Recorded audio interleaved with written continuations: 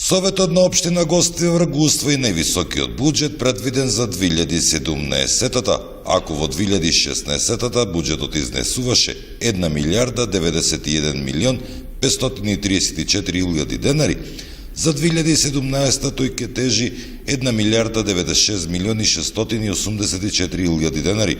52% од буџетот ќе бидат наменети за личен доход, додека 25% за капитални инвестиции. Советникот на НДП Весел Немеди реагираше дека е невозможна реализација на буџетот или станува збор за некаква манипулација, на што реагираше началникот на секторот за финансии Фиторе Алигега, која потенцираше дека за реализација на плоштадот во Гостивар во буџетот е застапена само првата фаза. Има само 8 проекти за да се реализира. Значи, тоа е прв аргумент зашто мислиме дека овој буџет не соодветствува со информациите кои што доаѓаат од разни оделенија, бидејќи од одделението за ЛЕР кој што се презентира тука, се видовме дека станува збор за сосема други проекти, а овде имаме други проекти. Во второ, ако калкулираме износот на сите тие проекти кои што се финансираат од општина Гостивар, значи повторно не зборам за донации, ако ги калкулизира и е манипулативен, повторно се однесувате на пример изградбата на градскиот плоштад, ако се вете развојната програма, тука се стакнува многу јасно дека комплет проектот на изградба на плоштадот ќе чини 90 милиони денари, а во буџетот што не го предлагате вие нам изградба на плоштадот вие предлагате 30 милиони денари, значи 60 милиони денари не се нигде.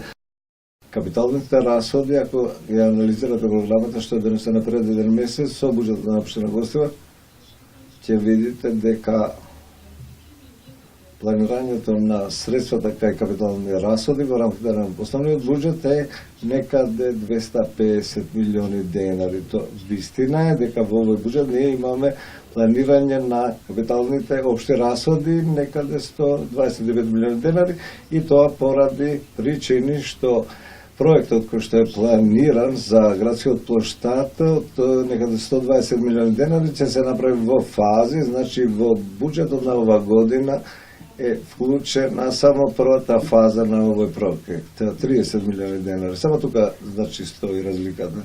Капиталните расходи ние генерално во овој буџет, а и во претходните ги ставаме само, ги внесуваме само тие расходи кои што се со големи износ над 6 милиони денари. Така е попрепорачливо, бидејќи имаме многу инвестиции кои што траат со години, се во продолжение, поради тоа и според мислењата што сме ги добили од Министерството, значи е попрепорачливо да се внесат во делот на општата програма. Благодарам. Во продолжение на седницата беа усвоени останатите 31 точка од дневниот ред.